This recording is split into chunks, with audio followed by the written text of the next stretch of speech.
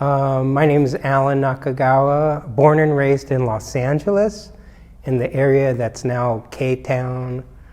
Of course, in Los Angeles, we have a very robust Japanese immigrant community, certainly after World War II, but even before that in terms of farming and whatnot.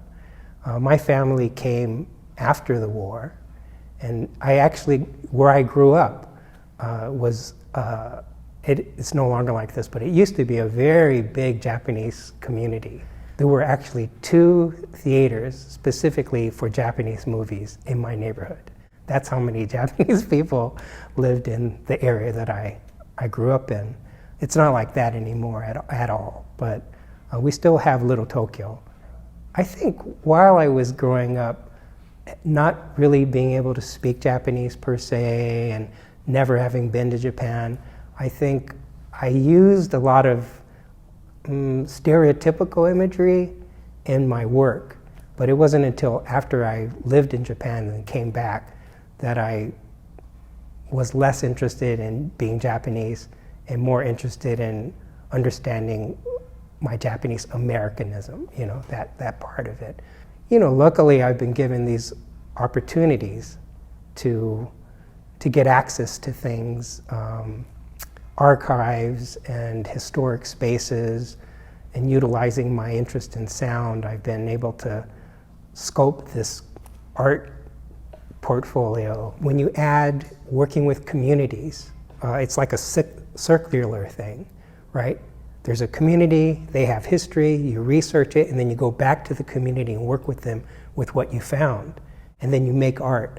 It's a different kind of processing. So I just started doing a lot of research, and I've been doing it long enough that institutions started calling me and saying, "Hey, Alan, we got this thing that we just, this collection or this archive of so-and-so. Would you mind coming in and proposing a project, or doing something with this?" So Rebecca Hall called me, the curator of this show, and said that she was putting together a show based on the archives of the museum.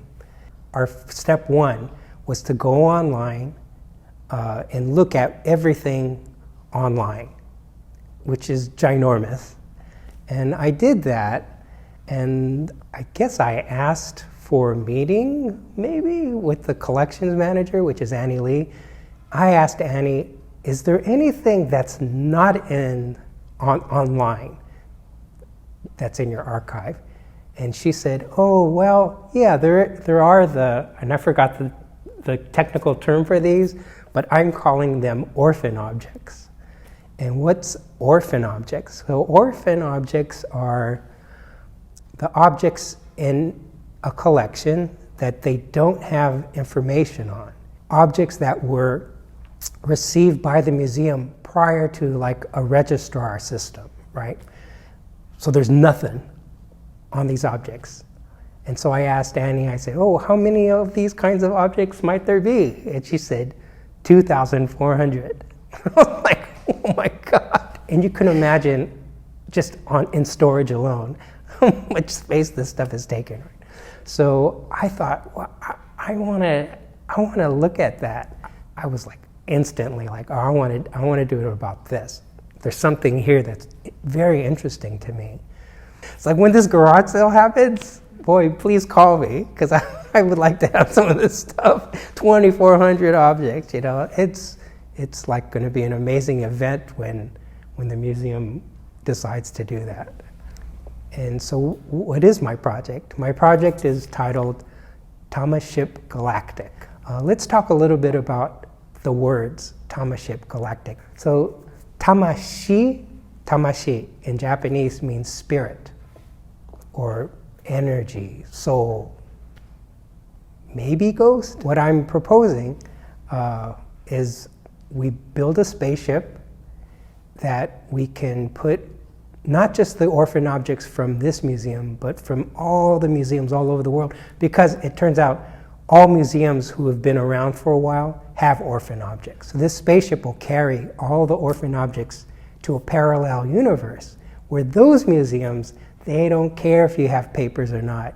come on in, you could be part of our collection. And that's where our orphan objects are going to go.